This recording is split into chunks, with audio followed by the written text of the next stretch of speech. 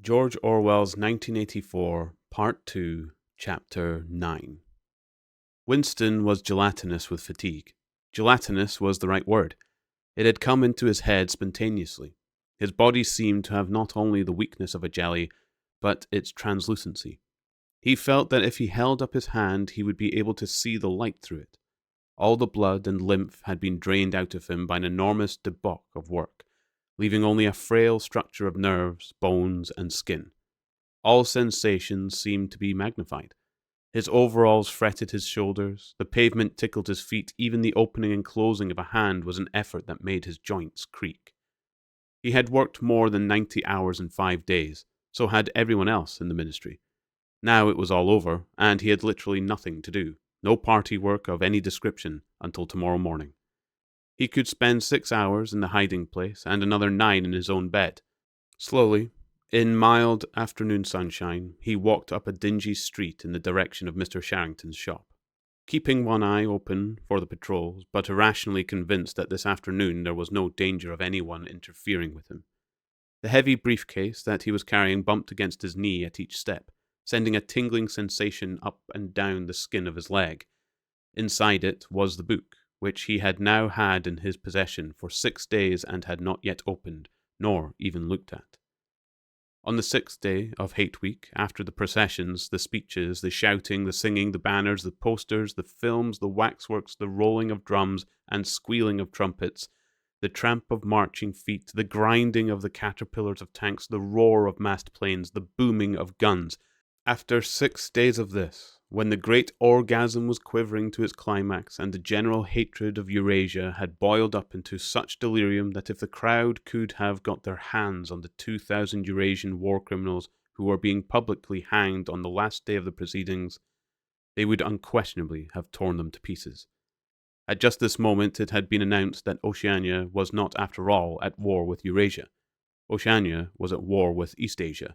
Eurasia was an ally. There was, of course, no admission that any change had taken place. Merely it became known, with extreme suddenness and everywhere at once, that Eastasia and not Eurasia was the enemy. Winston was taking part in a demonstration in one of the central London squares at the moment when it happened. It was night, and the white faces and the scarlet banners were luridly floodlit. The square was packed with several thousand people, including a block of about 1,000 schoolchildren in the uniform of the spies. On a scarlet-draped platform, an orator of the inner party, a small, lean man with disproportionately long arms and a large, bald skull over which a few lank locks straggled, was haranguing the crowd. A little Rumpelstiltskin figure, contorted with hatred, he gripped the neck of the microphone with one hand while the other, enormous at the end of a bony arm, clawed the air menacingly above his head. His voice, made metallic by the amplifiers, boomed forth an endless catalogue of atrocities, massacres, deportations, lootings, rapings, torture of prisoners, bombing of civilians, lying propaganda, unjust aggressions, broken treaties. It was almost impossible to listen to him without being first convinced and then maddened. At every few moments, the fury of the crowd boiled over and the voice of the speaker was drowned by a wild, beast-like roaring that rose uncontrollably from thousands of throats. The most savage yells of all came from the schoolchildren. The speech had been proceedings for perhaps 20 minutes when a messenger hurried onto the platform and a scrap of paper was slipped into the speaker's hand. He unrolled and read it without pausing in his speech. Nothing altered his voice or manner, or in the content of what he was saying, but suddenly the names were different. Without words said, a wave of understanding rippled through the crowd. Oceania was at war with Eastasia. The next moment, there was a tremendous commotion. The banners and posters with which the square was decorated were all wrong. Quite half of them had the wrong faces on them. It was sabotage. The agents of Goldstein had been at work. There was a riotous interlude while posters were ripped from the walls, banners torn to shreds and trampled underfoot. The spies performed prodigies of activity in clambering over the rooftops and cutting the streamers that fluttered from the chimneys, but within 2 or 3 minutes it was all over. The orator, still gripping the neck of the microphone, his shoulders hunched forward, his free hand clawing at the air, had gone straight on with his speech. 1 minute more, and the feral roars of rage were again bursting from the crowd, The hate continued exactly as before, except that the target had been changed. The thing that impressed Winston, in looking back, was that the speaker had switched from one line to the other actually in mid-sentence, not only without a pause, but without even breaking the syntax. But at the moment he had other things to preoccupy him. It was during the moment of disorder, while the posters were being torn down, that a man whose face he did not see had tapped him on the shoulder and said, "Excuse me, I think you've dropped your briefcase." He took the briefcase abstractedly, without speaking. He knew that it would be days before he had an opportunity to look inside it. The instant that the demonstration was over, he went straight to the Ministry of Truth, though the time was now nearly 23 hours. The entire staff of the ministry had done likewise. The orders already issuing from the telescreen recalling them to their posts were hardly necessary. Oceania was at war with Eastasia. Oceania had always been at war with Eastasia. A large part of the political literature of 5 years was now completely obsolete. Reports and records of all kinds, newspapers, books, pamphlets, films, soundtracks, photographs, all had to be rectified at lightning speed. Although no directive was ever issued, it was known that the chiefs of the department intended that within 1 week no reference to the war with Eurasia or the alliance with Eastasia should remain in existence anywhere. The work was overwhelming. All the more so because the processes that involved could not be called by their true names. Everyone in the records department worked 18 hours in the 24, with 2 3-hour snatches of sleep. Mattresses were brought up from the cellars and pitched all over the corridors. Meals consisted of sandwiches and Victory coffee wheeled round on trolleys by attendants from the canteen. Each time that Winston broke off for one of his spells of sleep, he tried to leave his desk clear of work, and each time that he crawled back, sticky-eyed and aching, it was to find that another shower of paper cylinders had covered the desk like a snowdrift, half burying the speakwrite and overflowing onto the floor, so that the first job was always to stack them into a neat enough pile to give him room to work. What was worst of all was that the work was by no means purely mechanical. Often, it was enough merely to substitute one name for another, but any detailed report of events demanded care and imagination. Even the geographical knowledge that one needed in transferring the war from one part of the world to another was considerable. By the third day, his eyes ached unbearably, and his spectacles needed wiping every few minutes. It was like struggling with some crushing physical task, something which one had the right to refuse, and which one was nevertheless neurotically anxious to accomplish. Insofar as he had time to remember it, he was not troubled by the fact that every word he murmured into the speakwrite, every stroke of his ink pencil was a deliberate lie. He was as anxious as anyone else in the department that the forgery should be perfect. On the morning of the 6th day, the dribble of cylinders slowed down. For as much as half an hour nothing came out of the tube, then one more cylinder, then nothing. Everywhere, at about the same time, the work was easing off. A deep and, as it were, secret sigh went through the department. A mighty deed which could never be mentioned had been achieved.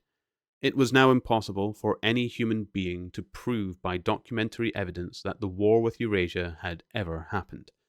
At 1200, it was unexpectedly announced that all workers in the ministry were free till tomorrow morning. Winston, still carrying the briefcase containing the book, which had remained between his feet while he worked and under his body while he slept, went home, shaved himself, and almost fell asleep in his bath, although the water was barely more than tepid. With a sort of voluptuous creaking in his joints, he climbed the stair above Mr. Sharrington's shop. He was tired, but not sleepy any longer. He opened the window, lit the dirty little oil stove, and put on a pan of water for coffee. Julia would arrive presently. Meanwhile, there was the book. He sat down in the sluttish armchair and undid the straps of the briefcase. A heavy black volume, amateurishly bound with no name or title on the cover. The print also looked slightly irregular. The pages were worn at the edges and fell apart easily, as though the book had passed through many hands. The inscriptions on the title page ran, "The Theory and Practice of Oligarchical Collectivism by Emmanuel Goldstein." Winston began reading. Chapter 1. Ignorance is Strength. Throughout recorded time, and probably since the end of the Neolithic Age, there have been 3 kinds of people in the world: the high, the middle, and the low. They have been subdivided in many ways. They have borne countless different names, and their relative numbers, as well as their attitude towards one another, have varied from age to age, but the essential structure of society has never altered. Even after enormous upheavals and seemingly irrevocable changes, the same pattern has always reasserted itself, just as a gyroscope will always return to equilibrium, however far it is pushed one way or the other. The aims of these groups are entirely irreconcilable. Winston stopped reading, chiefly in order to appreciate the fact that he was reading in comfort and safety. He was alone, no telescreen, no ear at the keyhole, no nervous impulse to glance over his shoulder or cover the page with his hand. The sweet summer air played against his cheek. From somewhere far away there floated the faint shouts of children. In the room itself there was no sound except the insect voice of the clock. He settled deeper into the armchair and put his feet up on the fender. It was bliss. It was eternity. Suddenly, as one sometimes does with a book of which one knows that one will ultimately read and reread every word, he opened it at a different place and found himself at Chapter 3. He went on reading. Chapter 3. War is Peace. The splitting up of the world into three great superstates was an event which could be, and indeed was foreseen before the middle of the 20th century. With the absorption of Europe by Russia and of the British Empire by the United States, two of the three existing powers, Eurasia and Oceania, were already effectively in being. The third, East Asia, only emerged as a distinct unit after another decade of confused fighting. The frontiers between the three superstates are in some places arbitrary, and in others they fluctuate according to the fortunes of war, but in general they follow geographical lines. Eurasia comprises the whole of the northern part of the European and Asiatic landmass, from Portugal to the Bering Strait. Oceania comprises of the Americas, the Atlantic islands including the British Isles, Australasia, and the southern portion of Africa. East Asia, smaller than the others, and with a less definite western frontier, comprises China and the countries to the south of it, the Japanese islands, and a large but fluctuating portion of Manchuria, Mongolia, and Tibet. In one combination or another, these three superstates are permanently at war, and have been so for the past 25 years. War, however, is no longer the desperate annihilating struggle that it was in the early decades of the 20th century. It is a warfare of limited aims between combatants who are unable to destroy one another, have no material cause for fighting, and are not divided by any genuine ideological difference. This is not to say that either the conduct of war or the prevailing attitude towards it has become less bloodthirsty or more chivalrous.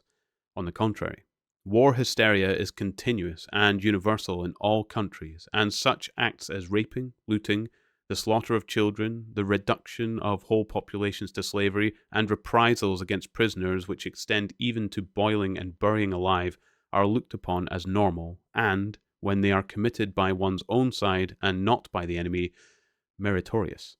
But in a physical sense, war involves very small numbers of people, mostly highly trained specialists, and causes comparatively few casualties. The fighting, when there is any, takes place on the vague frontiers whose whereabouts the average man can only guess at, or round the floating fortresses which guard strategic spots on the sea lanes. In the centers of civilization, war means no more than a continuous shortage of consumption goods, and the occasional crash of a rocket bomb which may cause a few scores of deaths. War has, in fact, changed its character. More exactly, the reasons for which war is waged have changed in their order of importance. Motives which were already present to some small extent in the great wars of the early 20th century have now become dominant and are consciously recognized and acted upon. To understand the nature of the present war, for in spite of the regrouping which occurs every few years, it is always the same war, one must realize in the first place that it is impossible for it to be decisive. None of the three superstates could be definitively conquered even by the other two in combination. They are too evenly matched, and their natural defenses are too formidable. Eurasia is protected by its vast land spaces, Oceania by the width of the Atlantic and the Pacific. East Asia by the fecundity and industriousness of its inhabitants. Secondly, there is no longer, in a material sense, anything to fight about. With the establishment of self contained economies in which production and consumption are geared to one another, the scramble for markets, which was a main cause of previous wars, has come to an end, while the competition for raw materials is no longer a matter of life and death. In any case, each of the three superstates is so vast that it can obtain almost all the materials that it needs within its own boundaries. Insofar as the war has a direct economic purpose, it is a war for labor power, between the frontiers of the superstates, and not permanently in the possession of any of them. There lies a rough quadrilateral with its corners at Tangier, Brazzaville, Darwin, and Hong Kong, containing within it about a fifth of the population of the earth. It is for the possession of these thickly populated regions and of the northern ice cap that the three powers are constantly struggling. In practice, no one power ever controls the whole of the disputed area. Portions of it are constantly changing hands, and it is the chance of seizing this or that fragment by a sudden stroke of treachery that dictates the endless changes of alignment. All of the disputed territories contain valuable minerals, and some of them yield important vegetable products such as rubber, which in colder climates it is necessary to synthesize by comparatively expensive methods. But above all, they contain a bottomless reserve of cheap labor. Whichever power controls equatorial Africa, or the countries of the Middle East, or southern India, or the Indonesian archipelago, disposes also of the bodies of scores or hundreds of millions of ill-paid and hard-working coolies. The inhabitants of these areas, reduced more or less openly to the status of slaves, pass continually from conqueror to conqueror, and are expended like so much coal or oil in the race to turn out more armaments, to capture more territory, to control more labor power, to turn out more armaments, to capture more territory, and so on indefinitely. It should be noted that the fighting never really moves beyond the edges of disputed areas. The frontiers of Eurasia flow back and forth between the basin of the Congo and the northern shore of the Mediterranean. The islands of the Indian Ocean and the Pacific are constantly being captured and recaptured by Oceania or by East Asia. In Mongolia, the divided line between Eurasia and East Asia is never stable.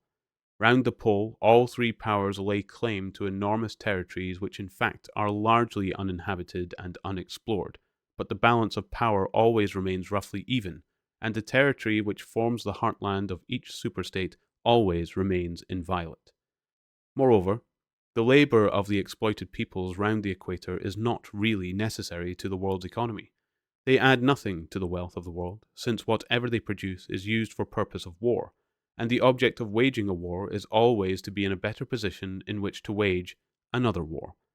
By their labor, the slaves' populations allow the tempo of continuous warfare to be speeded up, but if they did not exist, the structure of the world society and the process by which it maintains itself would not be essentially different.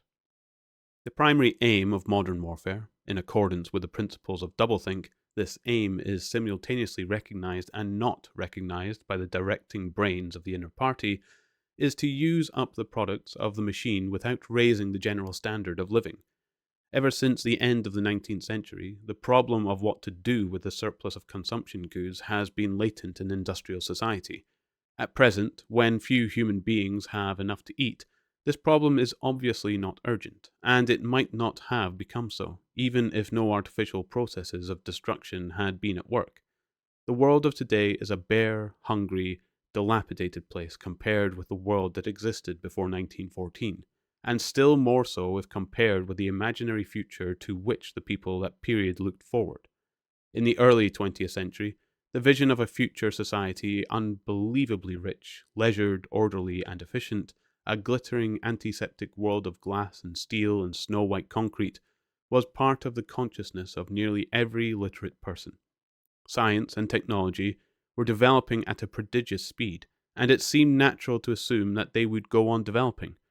This failed to happen, partly because of the impoverished caused by a long series of wars and revolutions, partly because scientific and technical progress depended on the empirical habit of thought, which could not survive in a strictly regimented society. As a whole, the world is more primitive today than it was 50 years ago. Certain backward areas have advanced, and various devices, always in some way connected with warfare and police espionage, have been developed, but experiment and invention have largely stopped, and the ravages of the atomic war of the 1950s have never been fully repaired. Nevertheless, the dangers inherent in the machine are still there. From the moment when the machine first made its appearance, it was clear to all thinking people that the need for human drudgery, and therefore to a great extent for human inequality, had disappeared.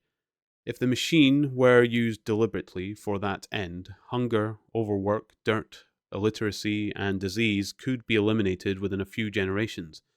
And, in fact, without being used for any such purpose, but by a sort of automatic process, by producing wealth which it was sometimes impossible not to distribute, the machine did raise the living standards of the average human being very greatly over a period of about 50 years at the end of the 19th and the beginning of the 20th centuries.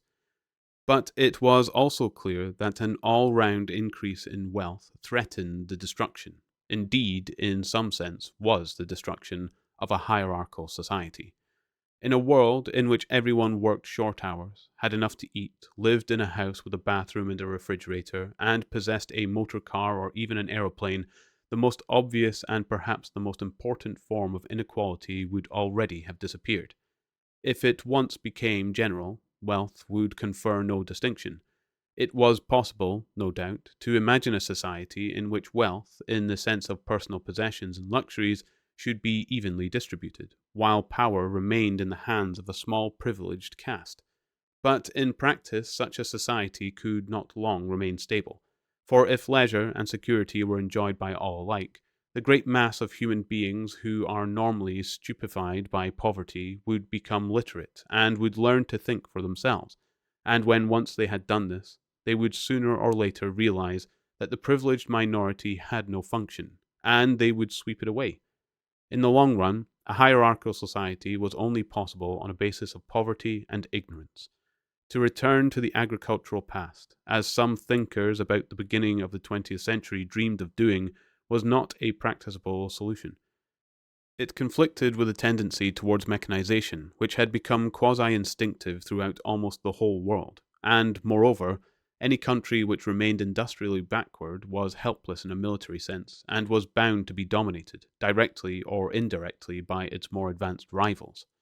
Nor was it a satisfactory solution to keep the masses in poverty by restricting the output of goods. This happened to a great extent during the final phase of capitalism, roughly between 1920 and 1940. The economy of many countries was allowed to stagnate. Land went out of cultivation. Capital equipment was not added to. Great blocks of the population were prevented from working and kept half alive by the state charity. But this too entailed military weakness, and since the privations it inflicted were obviously unnecessary, it made opposition inevitable. The problem was how to keep the wheels of industry turning without increasing the real wealth of the world. Goods must be produced, but they must not be distributed, and in practice the only way of achieving this was by continuous warfare. The essential act of war is destruction, not necessarily of human lives, but of the products of human labor. War is a way of shattering to pieces, or pouring into the stratosphere, or sinking in the depths of the sea materials which might otherwise be used to make the masses too comfortable, and hence, in the long run, too intelligent. Even when weapons of war are not actually destroyed, their manufacture is still a convenient way of expending labor power without producing anything that can be consumed. A floating fortress, for example, has locked up in it the labor that would build several hundred cargo ships. Ultimately, it is scrapped as obsolete, never having brought any material benefit to anybody, and with further enormous labors another floating fortress is built. In principle, the war effort is always so planned as to eat up any surplus that might exist after meeting the bare needs of the population. In practice, the needs of the population are always underestimated, with the result that there is a chronic shortage of half the necessities of life. But this is looked on as an advantage. It is deliberate policy to keep even the favored groups somewhere near the brink of hardship, because a general state of scarcity increases the importance of small privileges and thus magnifies the distinction between one group and another. By the standards of the early 20th century, even a member of the inner party lives an austere, laborious kind of life. Nevertheless, the few luxuries that he does enjoy, his large, well-appointed flat, the better texture of his clothes, the better quality of his food and drink and tobacco, his 2 or 3 servants, his private motor car or helicopter, set him in a different world from a member of the outer party. And the members of the outer party have a similar advantage in comparison with the submerged masses whom we call the proles. The social atmosphere is that of a besieged city, where the possession of a lump of horseflesh makes the difference between wealth and poverty, and at the same time, the consciousness of being at war, and therefore in danger, make the handing over of all power to a small caste seem the natural, unavoidable condition of survival. War, it will be seen, accomplishes the necessary destruction, but accomplishes it in a psychologically acceptable way. In principle, it would be quite simple to waste the surplus labor of the world by building temples and pyramids, by digging holes and filling them up again, or even by producing vast quantities of goods and then setting fire to them. But this would provide only the economic and not the emotional basis for a hierarchical society. What is concerned here is not the morale of masses, whose attitude is unimportant so long as they are kept steadily at work, but the morale of the party itself. Even the humblest party member is expected to be competent, industrious, and even intelligent within narrow limits, but it is also necessary that he should be a credulous and ignorant fanatic whose prevailing moods are fear, hatred, adulation, and orgiastic triumph. In other words, it is necessary that he should have the mentality appropriate to a state of war. It does not matter whether the war is actually happening, and since no decisive victory is possible, it does not matter whether the war is going well or badly. All that is needed is that a state of war should exist. This splitting of the intelligence which the party requires of its members, and which is more easily achieved in an atmosphere of war, is now almost universal. But the higher up the rank one goes, the more marked it becomes. It is precisely in the inner party that war hysteria and hatred of the enemy are strongest. In his capacity as an administrator, it is often necessary for a member of the inner party to know that this or that item of war news is untruthful, and he may often be aware that the entire war is spurious, and is either not happening or is being waged for purposes quite other than the declared ones. But such knowledge is easily neutralized by the technique of doublethink. Meanwhile, no inner party member wavers for an instant in his mystical belief that the war is real and that it is bound to end victoriously, with Oceania the undisputed master of the entire world. All members of the inner party believe in this coming conquest as an article of faith. It is to be achieved either by gradually acquiring more and more territory and so building up an overwhelming preponderance of power, or by the discovery of some new and unanswerable weapon. The search for new weapons continues unceasingly, and is one of the very few remaining activities in which the inventive or speculative type of mind can find any outlet. In Oceania at the present day, science, in the old sense, has almost ceased to exist. In newspeak there is no word for science. The empirical methods of thought on which all the scientific achievements of the past were founded is opposed to the most fundamental principles of Ingsoc. And even technological progress only happens when its products can in some way be used for the diminution of human liberty. In all the useful arts, the world is either standing still or going backwards. The fields are cultivated with horse ploughs while books are written by machinery. But in matters of vital importance, meaning in effect war and police espionage, the empirical approach is still encouraged, or at least tolerated. The two aims of the party are to conquer the whole surface of the earth and to extinguish once and for all the possibility of independent thought. There are therefore two great problems which the party is concerned to solve. One is how to discover, against his will, what another human being is thinking, and the other is how to kill several 100 million people in a few seconds without giving warning beforehand. Insofar as scientific research still continues, this is its subject matter. The scientist of today is either a mixture of psychologist and inquisitor, studying with real ordinary minuteness the meaning of facial expressions, gestures, and tones of voice, and testing the truth-producing effects of drugs, shock therapy, hypnosis, and physical torture, or he is a chemist, physicist, or biologist concerned only with such branches of his special subject as are relevant to the taking of life. In the vast laboratories of the Ministry of Peace, and in the experimental stations hidden in the Brazilian forests, or in the Australian desert, or on lost islands of the Antarctic, the teams of experts are indefatigably at work. Some are concerned simply with the planning and logistics of future wars. Others devise larger and larger rocket bombs, more and more powerful explosives, and more impenetrable armor plating. Others search for new and deadlier gases or for soluble poisons capable of being produced in such quantities as to destroy the vegetation of whole continents, or for breeds of disease germs immunized against all possible antibodies. Others strive to produce a vehicle that shall bore its way under the soil like a submarine under the water, or an aeroplane as independent of its base as a sailing ship. Others explore even remoter possibilities, such as focusing the sun's rays through lenses suspended thousands of kilometers away in space, or producing artificial earthquakes and tidal waves by tapping the heat of the Earth's center. But none of these projects ever comes anywhere near realization, and none of the three superstates ever gains a significant lead on the others.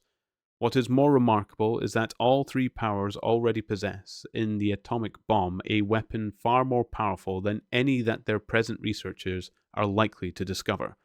Although the party, according to its habit, claims the invention for itself, atomic bombs first appeared as early as the 1940s, and were first used on a large scale about 10 years later.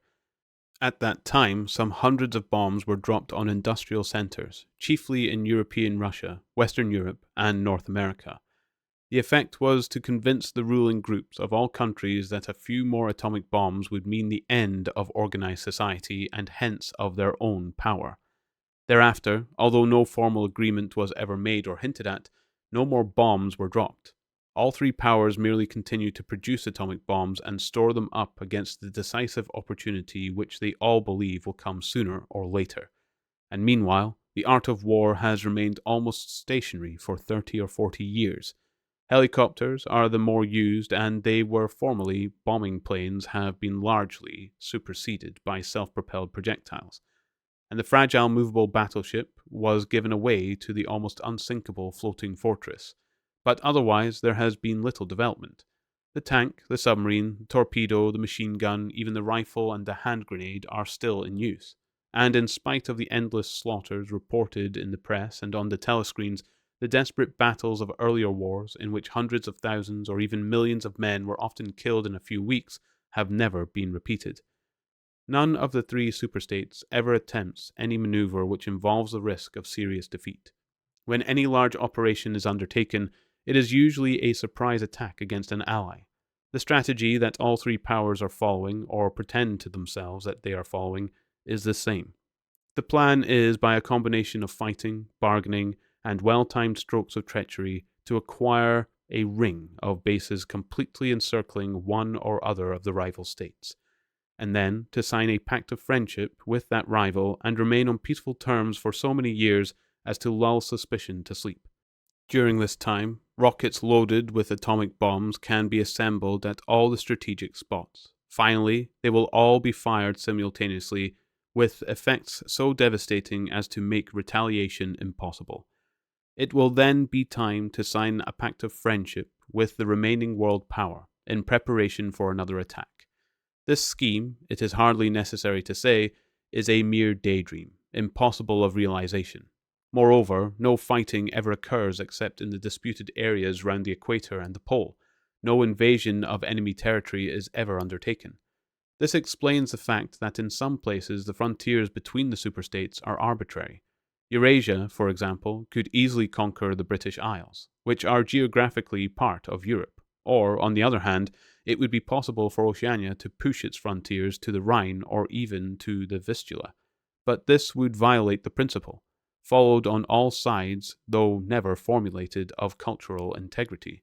If Oceania were to conquer the areas that used once to be known as France and Germany, it would be necessary either to exterminate the inhabitants, a task of great physical difficulty, or to assimilate a population of about 100 million people who, so far as technical development goes, are roughly on the oceanic level. The problem is the same for all three superstates. It is absolutely necessary to their structure that there should be no contact with foreigners, except, to a limited extent, with war prisoners and colored slaves. Even the official ally of the moment is always regarded with the darkest suspicion. War prisoners apart, the average citizen of Oceania never sets eyes on a citizen of either Eurasia or East Asia, and he is forbidden the knowledge of foreign languages. If he were allowed contact with foreigners, he would discover that they are creatures similar to himself, and that most of what he has been told about them is lies. The sealed world in which he lives would be broken, and the fear, hatred, and self-righteousness on which his moral depends might evaporate.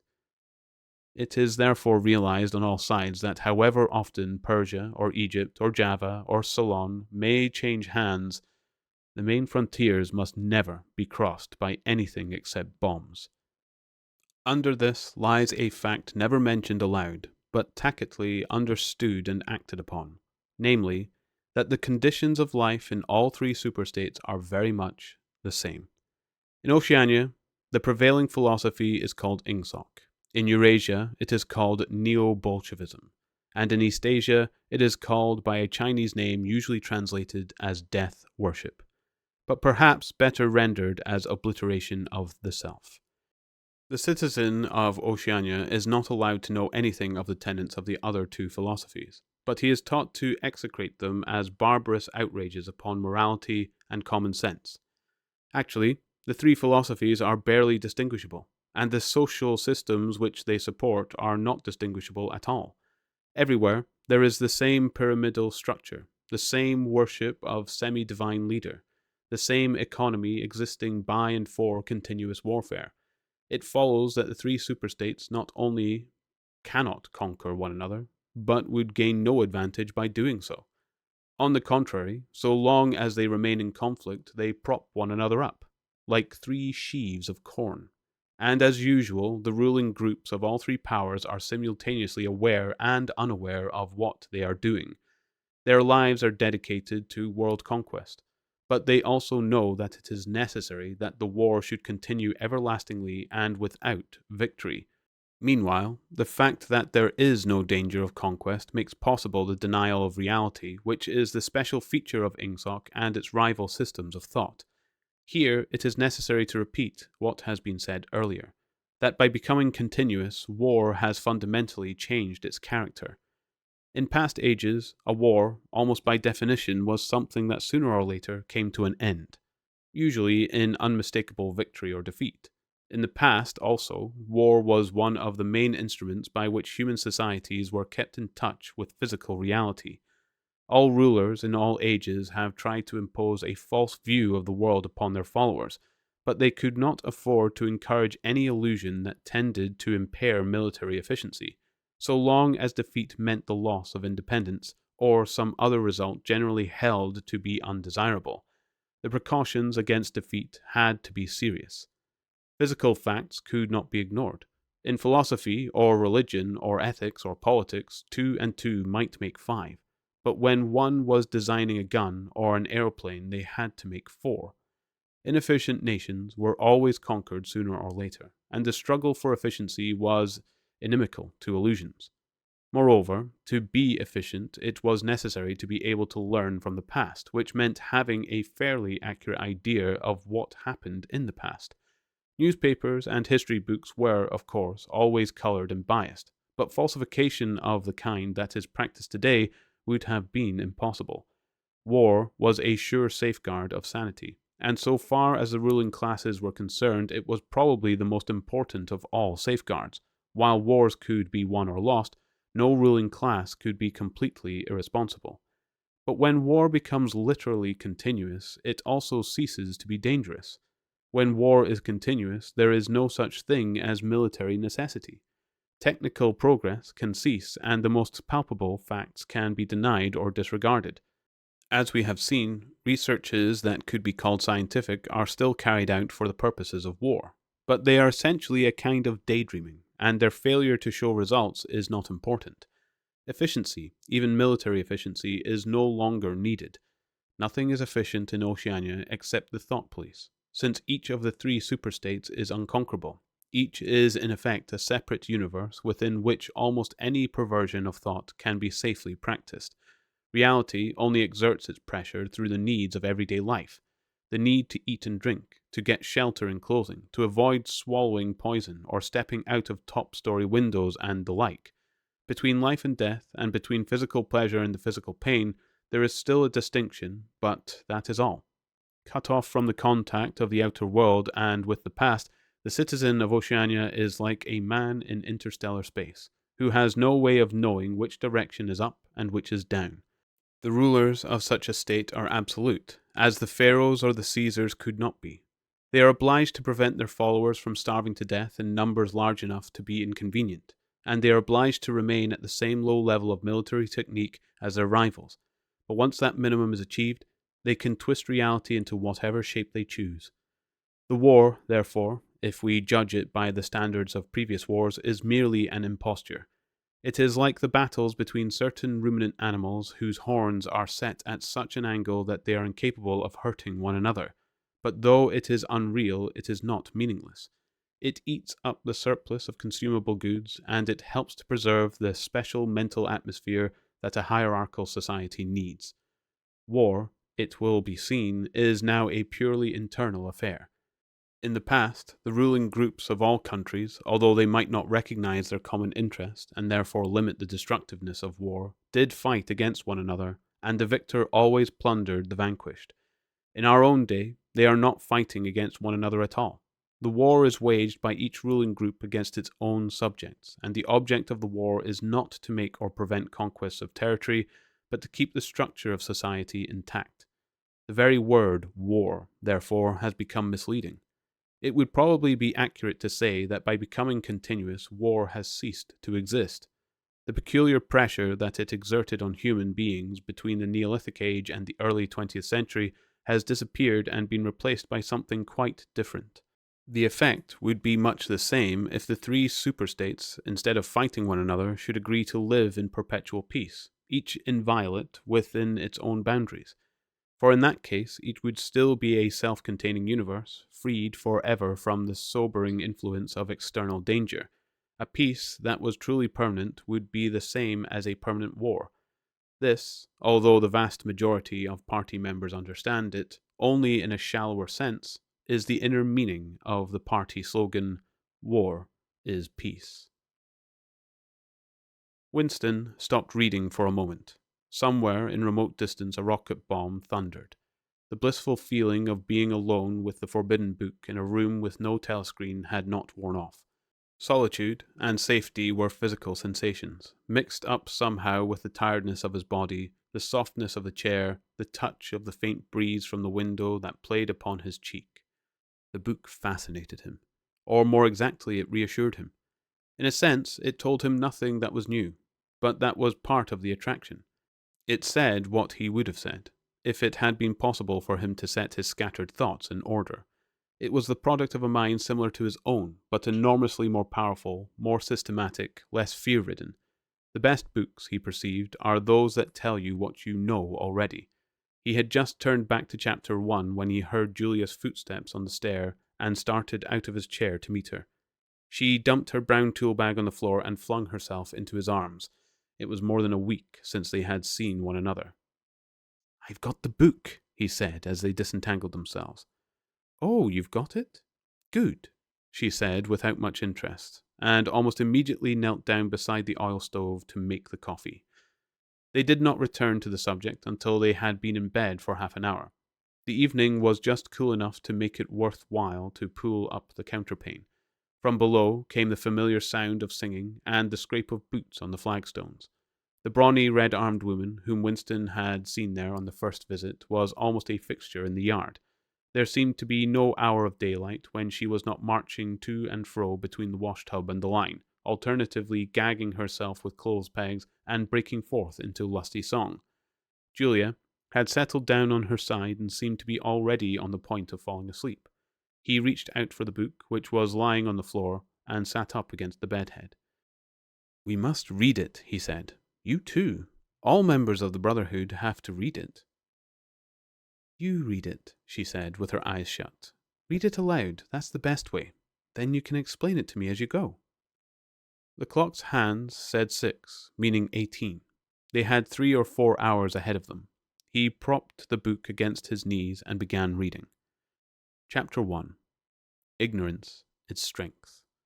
Throughout recorded time, and probably since the end of the Neolithic Age, there have been 3 kinds of people in the world: the high, the middle, and the low. They have been subdivided in many ways, they have borne countless different names, and their relative numbers as well as their attitude towards one another have varied from age to age, but the essential structure of society has never altered.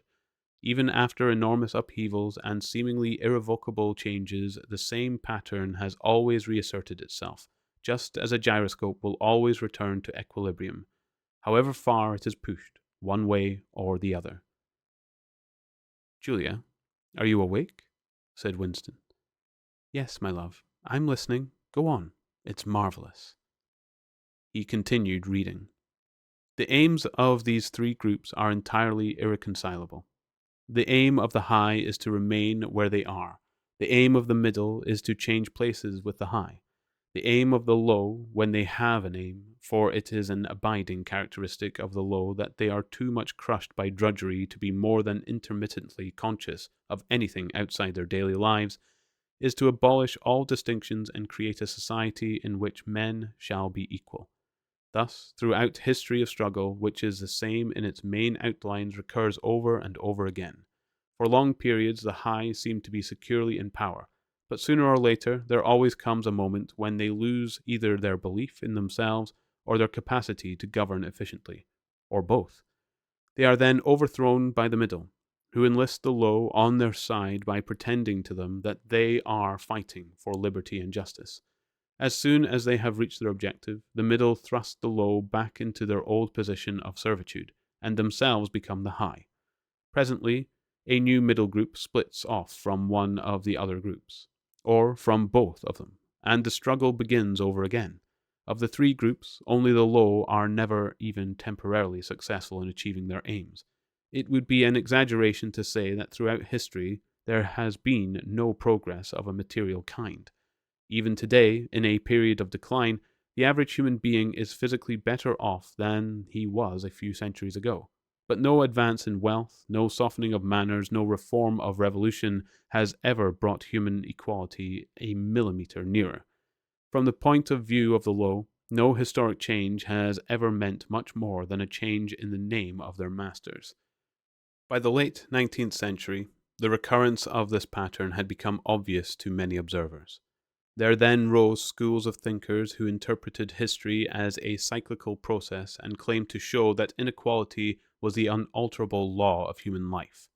This doctrine, of course, had always had its adherents, but in the manner in which it was now put forward, there was a significant change.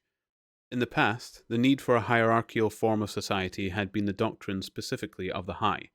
It had been preached by kings and aristocrats, and by the priests, lawyers, and the likes who were parasitical upon them, and it had generally been softened by promise of compensation in an imaginary world beyond the grave. The middle, so long as it was struggling for power, had always made use of such terms as freedom, justice, and fraternity.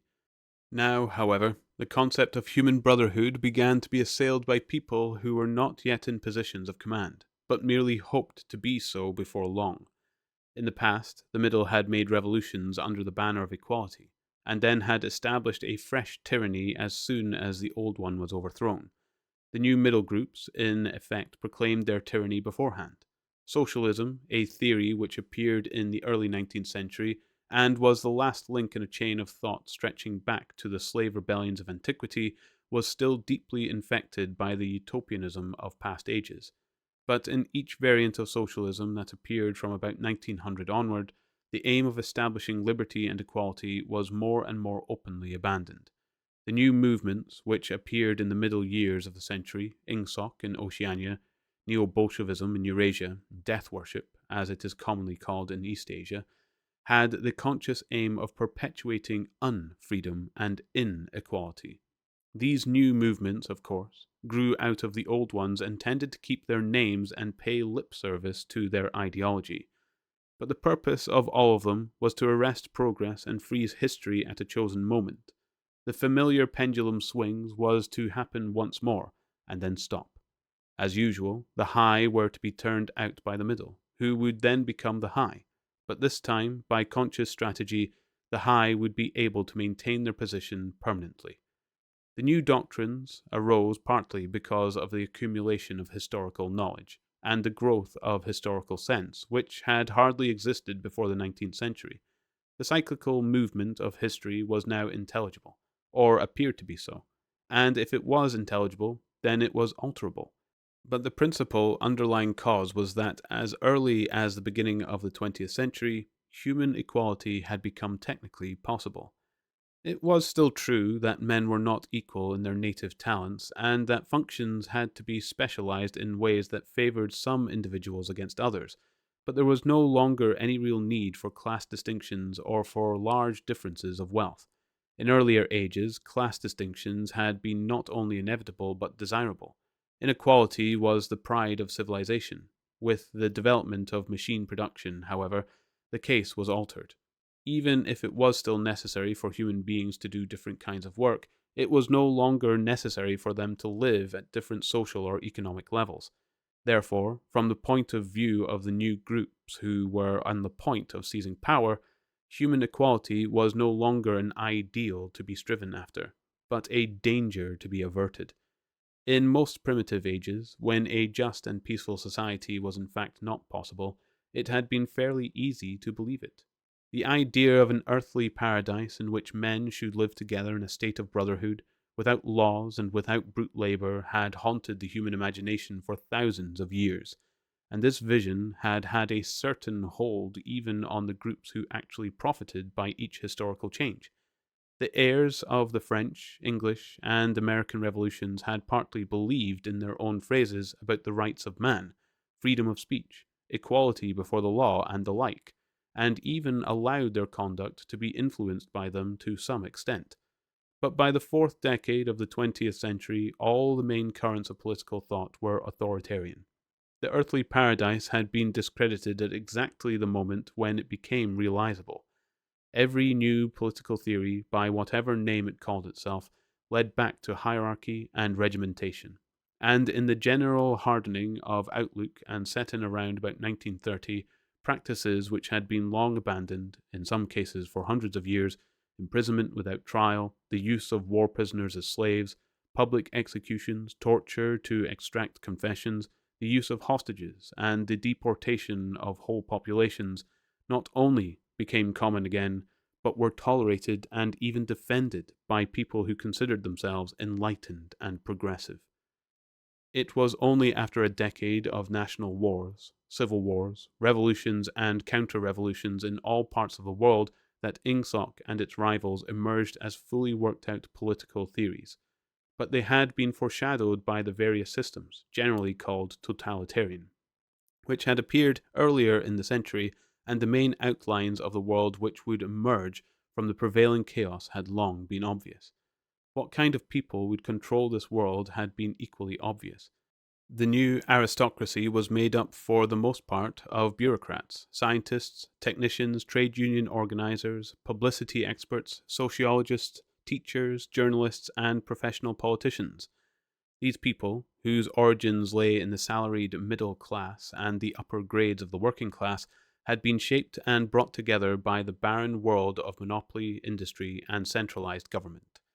As compared with their opposite numbers in past ages, they were less avaricious, less tempted by luxury, hungrier for pure power, and above all, more conscious of what they were doing and more intent on crushing opposition.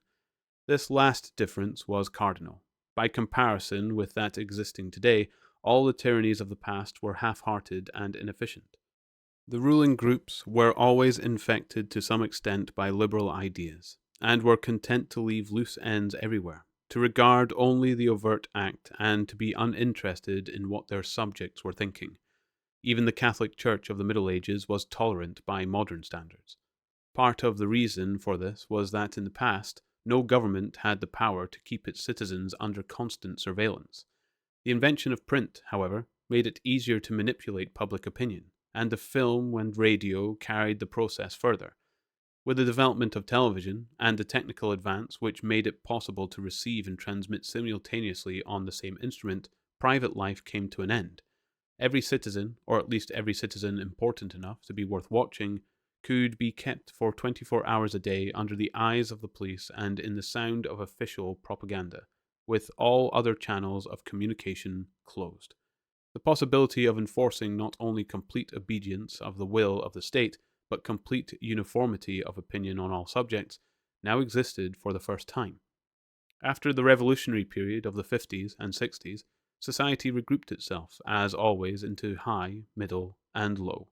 But the new high group, unlike all its forerunners, did not act upon instinct but knew what was needed to safeguard its position. It had long been realized that the only secure basis for oligarchy is collectivism. Wealth and privilege are most easily defended when they are possessed jointly. The so-called abolition of private property, which took place in the middle years of the century, meant, in effect, the concentration of property in far fewer hands than before, but with this difference, that the new owners were a group instead of a mass of individuals. Individually, no member of the party owns anything, except petty personal belongings. Collectively, the party owns everything in Oceania, because it controls everything, and disposes of the products as it thinks fit. In the years following the revolution, it was able to step into this commanding position almost unopposed, because the whole process was represented as an act of collectivization.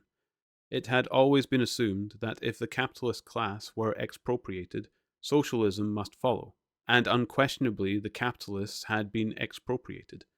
Factories, mines, land, houses, transport, everything had been taken away from them, and since these things were no longer private property, it followed that they must be public property. Ingsoc, which grew out of the earlier socialist movement and inherited its phraseology, has in fact carried out the main item in the socialist program, with the result, foreseen and intended beforehand, that economic inequality has been made permanent. But the problems of perpetuating a hierarchical society go deeper than this. There are only 4 ways in which a ruling group can fall from power.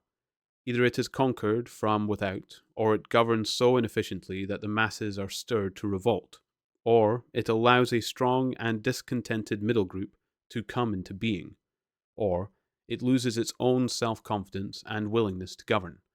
These causes do not operate singly, and as a rule, all 4 of them are present in some degree. A ruling class which could guard against all of them would remain in power permanently. Ultimately, the determining factor is the mental attitude of the ruling class itself. After the middle of the present century, the first danger had in reality disappeared.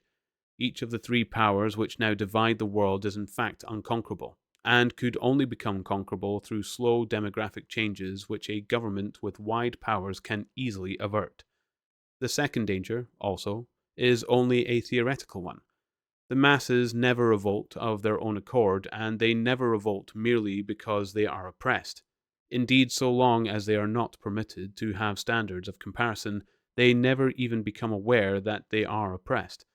The recurrent economic crises of past times were totally unnecessary and are not now permitted to happen. But other and equally large dislocations can and do happen without having political results, because there is no way in which discontent can become articulate. As for the problem of overproduction, which has been latent in our society since the development of machine technique, it is solved by the device of continuous warfare. See Chapter 3, which is also useful in keying up public morale to the necessary pitch. From the point of view of our present rulers, therefore, the only genuine dangers are the splitting off of a new group of able, underemployed, power-hungry people, and the growth of liberalism and skepticism in their own ranks. The problem, that is to say, is educational. It is a problem of continuously molding the consciousness both of the directing group and of the larger executive group that lies immediately below it. The consciousness of the masses needs only to be influenced in a negative way. Given this background, one could infer, if one did not know it already, the general structure of oceanic society. At the apex of the pyramid comes Big Brother. Big Brother is infallible and all-powerful.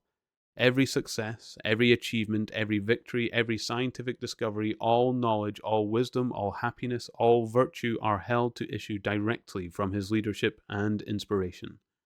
Nobody has ever seen Big Brother. He is a face on the hoardings, a voice on the telescreen. We may be reasonably assured that he will never die, and there is already considerable uncertainty as to when he was born. Big Brother is the guise in which the party chooses to exhibit itself to the world. His function is to act as a focusing point for love, fear, and reverence, emotions which are most easily felt towards an individual than towards an organization. Below Big Brother comes the inner party, its numbers limited to 6 millions, or something less than 2% of the population of Oceania. Below the inner party comes the outer party, which, if the inner party is described as the brain of the state, may be justly likened to the hands. Below that come the dumb masses whom we habitually refer to as the proles, numbering perhaps 85% of the population. In the terms of our earlier classification, the proles are the low. For the slave population of the equatorial lands, who pass constantly from conqueror to conqueror, are not permanent or necessary part of the structure. In principle, membership of these three groups is not hereditary. The child of inner party parents is in theory not born into the inner party. Admission to either branch of the party is by examination, taken at the age of 16. Nor is there any racial discrimination or any marked dominations of one's provenance by another. Jews, Negroes, South Americans of pure Indian blood are to be found in the highest ranks of the party, and the administrators of any area are always drawn from the inhabitants of that area. In no part of Oceania do the inhabitants have the feeling that they are a colonial population ruled from a distant capital. Oceania has no capital, and its titular head is a person whose whereabouts nobody knows, except that English is its chief lingua franca, and Newspeak its official language. It is not centralized in any way. Its rulers are not held together by blood ties, but by adherence to a common doctrine. It is true that our society is stratified, and very rigidly stratified, on what at first sight appears to be hereditary lines. There is far less to and fro movement between the different groups than happened under capitalism or even the pre-industrial age. Between the two branches, the inner party, there is a certain amount of interchange, but only so much as will ensure that weaklings are excluded from the inner party and that ambitious members of the outer party are made harmless by allowing them to rise. Proletarians, in practice, are not allowed to graduate into the party. The most gifted among them, who might possibly become nuclei of discontent, are simply marked down by the thought police and eliminated. But this state of affairs is not necessarily permanent, nor is it a matter of principle. The party is not a class in the old sense of the word. It does not aim at transmitting power to its own children as such, and if there were no other way of keeping the ablest people at the top, it would be perfectly prepared to recruit an entire new generation from the ranks of the proletariat.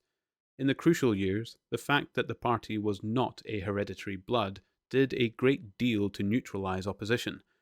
The older kind of socialist, who had been trained to fight against something called class privilege, assumed that what is not hereditary cannot be permanent. He did not see that the continuity of an oligarchy need not be physical, nor did he pause to reflect that hereditary aristocracies have always been short-lived, whereas adoptive organizations such as the Catholic Church have sometimes lasted for hundreds or thousands of years. The essence of oligarchical rule is not father-to-son inheritance, but the persistence of a certain worldview and a certain way of life, imposed by the dead upon the living. A ruling group is a ruling group so long as it can nominate its successors. The party is not concerned with perpetuating its blood, but with perpetuating itself. Who wields power is not important, provided that the hierarchical structure remains always the same.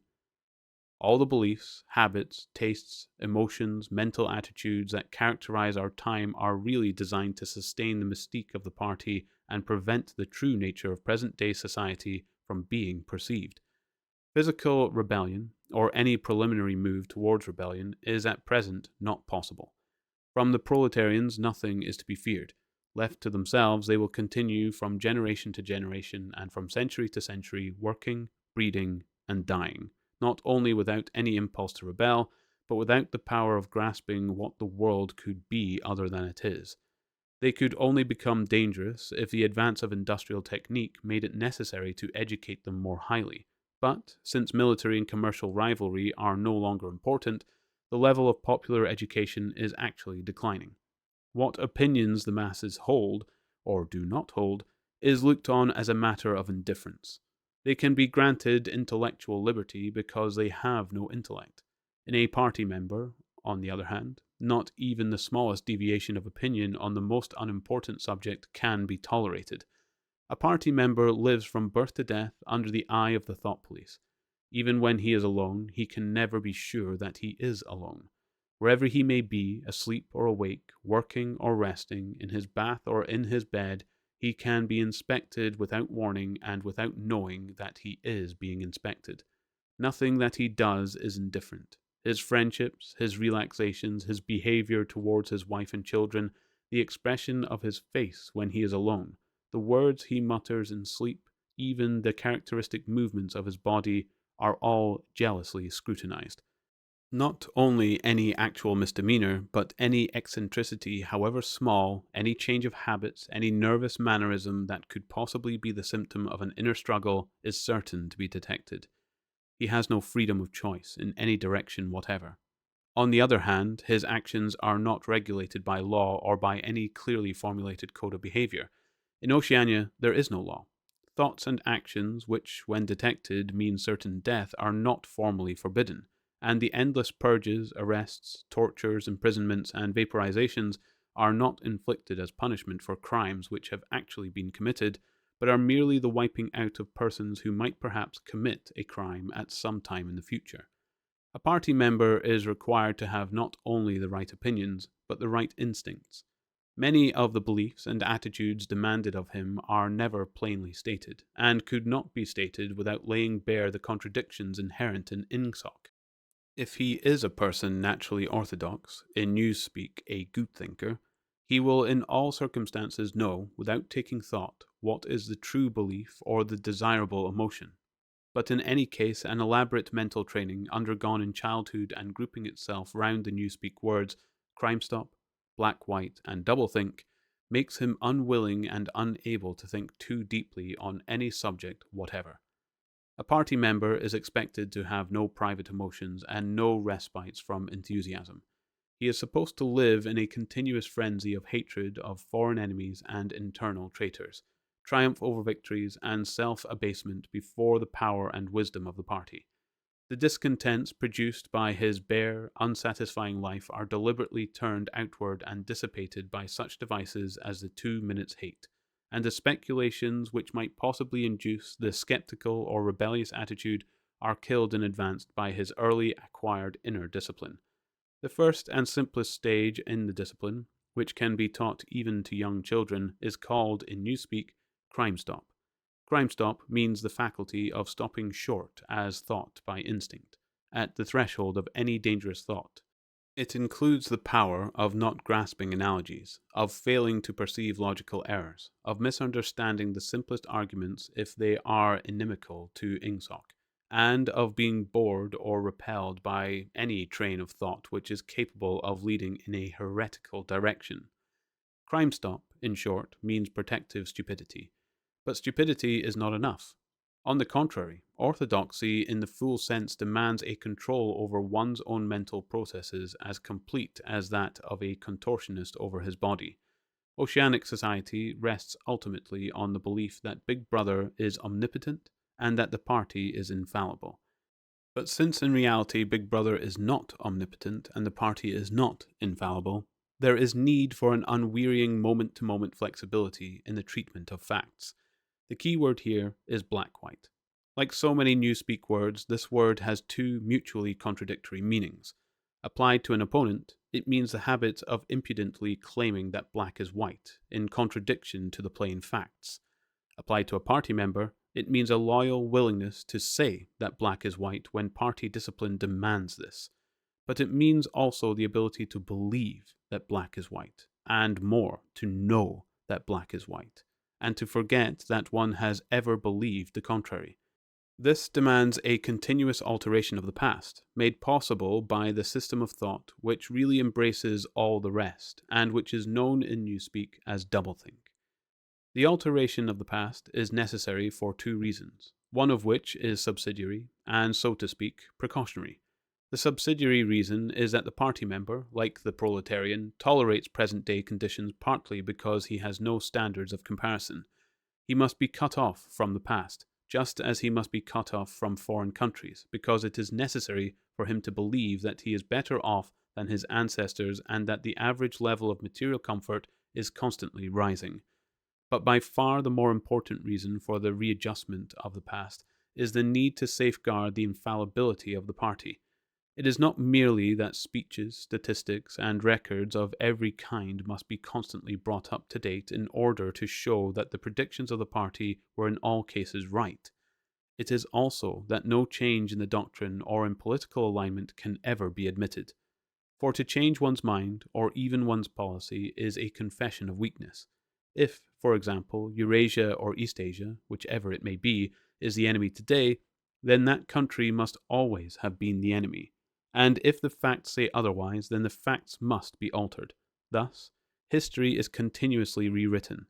This day-to-day falsification of the past carried out by the Ministry of Truth is as necessary to the stability of the regime as the work of repression and espionage carried out by the Ministry of Love. The mutability of the past is the central tenet of Ingsoc. Past events, it is argued, have no objective existence, but survive only in written records and in human memories. The past is whatever the records and the memories agree upon, and since the party is in full control of all records, and in equally full control of the minds of its members, it follows that the past is whatever the party chooses to make it. It also follows that though the past is alterable, it never has been altered in any specific instance, for when it has been recreated in whatever shape it needed at the moment, then this new version is the past, and no different past can ever have existed. This holds good even when, as often happens, the same event has to be altered out of recognition several times in the course of a year. At all times the party is in possession of absolute truth, and clearly the absolute can never have been different from what is now. It will be seen that control of the past depends above all on the training of memory. To make sure that all written records agree with the orthodoxy of the moment is merely a mechanical act, but it is also necessary to remember that events happened in the desired manner, and if it is necessary to rearrange one's memories or to tamper with written records, then it is necessary to forget that one has done so. The trick of doing this can be learned like any other mental technique. It is learned by the majority of party members, and certainly by all who are intelligent as well as orthodox. In old speak, it is called, quite frankly, reality control. In new speak, it is called doublethink, though doublethink comprises much else as well. Doublethink means the power of holding two contradictory beliefs in one's mind simultaneously and accepting both of them. The party intellectual knows in which direction his memories must be altered. He therefore knows that he is playing tricks with reality. But by the exercise of doublethink, he also satisfies himself that reality is not violated. The process has to be conscious, or it would not be carried out with sufficient precision, but it also has to be unconscious, or it would bring with it a feeling of falsity and hence of guilt.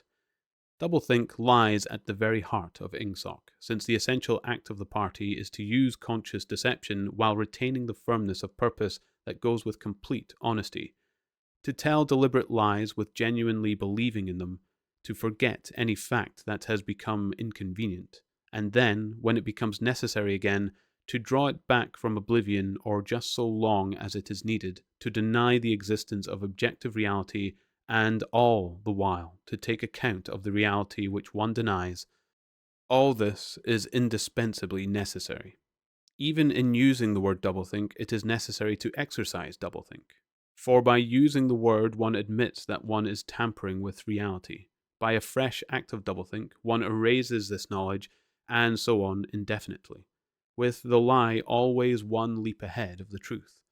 Ultimately, it is by means of doublethink that the party has been able, and many, for all we know, continue to be able for thousands of years, to arrest the course of history. All past oligarchies have fallen from power either because they ossified or because they grew soft. Either they became stupid and arrogant, failed to adjust themselves to changing circumstances, and were overthrown, or they became liberal and cowardly, made concessions when they should have used force, and once again were overthrown. They fell, that is to say, either through consciousness or through unconsciousness. It is the achievement of the party to have produced a system of thought in which both conditions can exist simultaneously, and upon no other intellectual basis could be the dominion of the party be made permanent. If one is to rule, and to continue ruling, one must be able to dislocate the sense of reality, for the secret of rulership is to combine a belief in one's own infallibility with the power to learn from the past mistakes. It need hardly be said that the subtlest practitioners of doublethink are those who invented doublethink and know that it is a vast system of mental cheating. In our society, those who have the best knowledge of what is happening are also those who are furthest from seeing the world as it is.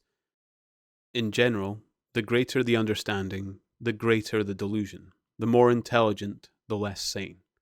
One clear illustration of this is the fact that war hysteria increases in intensity as one rises in the social scale.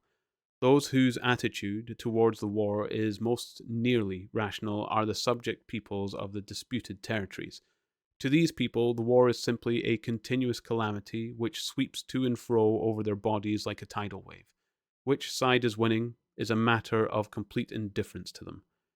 They are aware that a change of overlordship means simply that they will be doing the same work as before for new masters who treat them in the same manner as the old ones.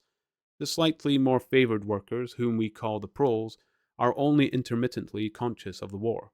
When it is necessary, they can be prodded into frenzies of fear and hatred, but when left to themselves, they are capable of forgetting for long periods that the war is happening. It is in the ranks of the party, and above all of the inner party, that the true war of enthusiasm is found. World conquest is believed in most firmly by those who know it to be impossible. This peculiar linking together of opposites, knowledge with ignorance, cynicism with fanaticism, is one of the chief distinguishing marks of oceanic society. The official ideology abounds with contradictions even when there is no practical reason for them. Thus, the party rejects and vilifies every principle for which the socialist movement originally stood, and it chooses to do this in the name of socialism. It preaches a contempt for the working class unexampled for centuries past, and it dresses its members in a uniform which was at one time peculiar to manual workers and was adopted for that reason. It systematically undermines the solidarity of the family, and it calls its leader by a name which is a direct appeal to the sentiment of family loyalty. Even the names of the four ministries by which we are governed exhibit a sort of impudence in their deliberate reversal of the facts. The Ministry of Peace concerns itself with war, the Ministry of Truth with lies, the Ministry of Love with torture, and the Ministry of Plenty with starvation. These contradictions are not accidental, nor do they result from ordinary hypocrisy. They are deliberate exercises in doublethink, for it is only by reconciling contradictions that power can be retained indefinitely. In no other way could the ancient cycle be broken. If human equalities is to be forever averted, if the high, as we have called them, are to keep their places permanently, then the prevailing mental condition must be controlled insanity. But there is one question which until this moment we have almost ignored. It is why should human equality be averted? Supposing that the mechanics of the process have been rightly described, What is the motive for this huge, accurately planned effort to freeze history at a particular moment of time? Here we reach the central secret. As we have seen, the mystique of the party, and above all the inner party, depends upon doublethink. But deeper than this lies the original motive, the never-questioned instinct that first led to the seizure of power and brought doublethink, the thought police, continuous warfare, and all the other necessary paraphernalia into existence afterwards. This motive really consists. Winston became aware of silence, as one becomes aware of a new sound. It seemed to him that Julia had been very still for some time past. She was lying on her side, naked from the waist upwards, with her cheek pillowed on her hand, and one dark lock tumbling across her eyes. Her breast rose and fell slowly and regularly. Julia? No answer. Julia, are you awake? No answer. She was asleep. He shut the book, put it carefully on the floor, lay down, and pulled the coverlet over both of them. He had still, he reflected, not learned the ultimate secret. He understood how. He did not understand why. Chapter 1, like Chapter 3, had not actually told him anything that he did not know. It had merely systematized the knowledge that he possessed already. But after reading it, he knew better than before that he was not mad. Being in a minority, even a minority of one, did not make you mad. There was truth and there was untruth, and if you clung to the truth even against the whole world, you were not mad. A yellow beam from the sinking sun slanted in through the window and fell across the pillow. He shut his eyes. The sun on his face and the girl's smooth body touching his own gave him a strong, sleepy, confident feeling. He was safe. Everything was all right. He fell asleep murmuring, "Sanity is not statistical," with the feeling that this remark contained in it a profound wisdom.